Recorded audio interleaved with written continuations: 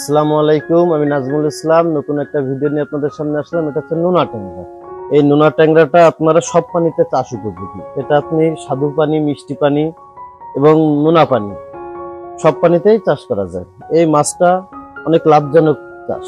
এই মাছটা অল্প সময়ে অনেক দ্রুত বাড়ে। মাত্র 6 মাসে কেজিতে 10-15টা পর্যন্ত আসে। এই মাছটার বর্তমান বাজার মূল্য অনেক ভালো। পাইকারি আপনারা এই মাছটা কেজিতে বিক্রি করতে পারবেন 500 থেকে 600 টাকা।